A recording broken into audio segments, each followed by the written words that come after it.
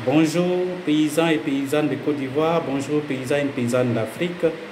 Je suis Marcel Tia, président du Conseil national des syndicats agricoles de Côte d'Ivoire, le CONASACI, et membre du Conseil de gestion de Génération Brice Plus, chargé des coopératives agricoles en Afrique. Je remercie Dieu ce matin pour ce moment qui nous permet d'échanger avec la population paysanne de Côte d'Ivoire et les paysans et paysannes d'Afrique. C'est pourquoi le sujet que nous réunissons ce matin est le suivant. Où sont passés les acquis des producteurs café cacao sous la libéralisation? Et principalement, nous allons parler de quelques acquis, à savoir CIF-CACOP. Avant que le Conseil café cacao ne soit mis en place, les paysans café cacao de Côte d'Ivoire avaient mis en place des unions départementales, des unions régionales, des unions interrégionales et des fédérations dans la filière café cacao. Et pour cela, les paysans avaient acquis CIF-CACOP, qui était une structure qui allait se charger de la commercialisation intérieure et extérieure de tout le cacao et le café de Côte d'Ivoire.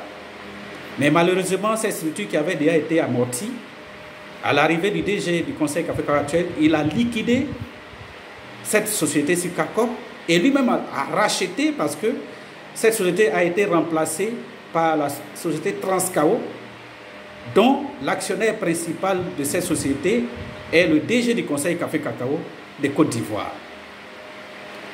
Donc, ça veut dire tout simplement que le DG du Conseil café cacao de Côte d'Ivoire, qui est chargé de réguler, de contrôler et de jouer le gendarme de la filière café cacao, lui-même détient un instrument de commercialisation où il est l'actionnaire majoritaire, et du coup, ça déséquilibre les règles, parce que c'est comme s'il est jugé parti.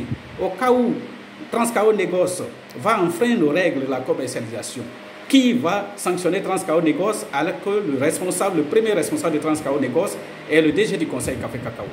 Du coup, ce n'est pas normal. Et en plus, Transcao Négoce commence à ouvrir des magasins de stockage à l'intérieur. Ce n'est pas normal. Tous les exportateurs doivent rester au niveau des deux ports, Abidjan et San Pedro. Nous avons dit et nous souhaitons et nous voulons que tous les intermédiaires aillent rester au niveau des deux ports.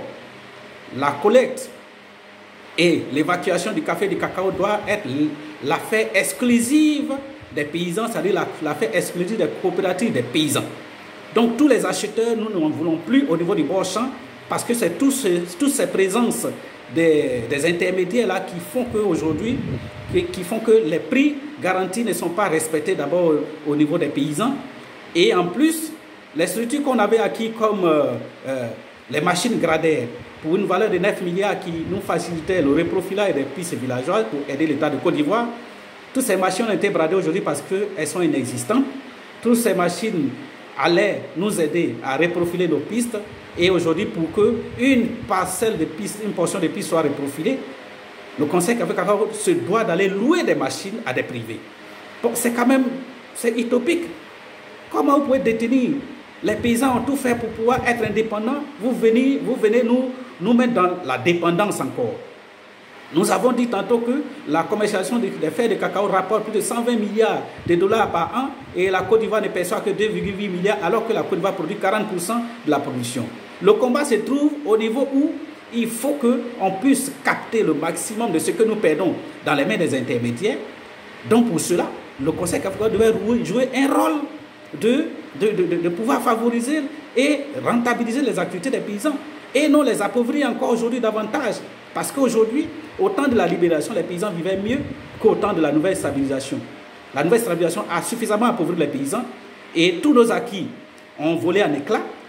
Nous avons eu Coco Service, pour ne citer que ceux-là.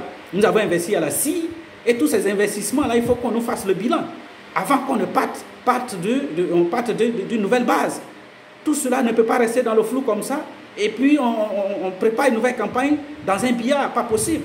Donc du coup, nous disons qu'il faut que la lumière soit faite sur les acquis des paysans dans la filière café cacao. Il faut que les règles qui régissent la commercialisation de la filière café cacao, du café et du cacao en Côte d'Ivoire, soient revues et révisées pour les adapter aux nouvelles donnes.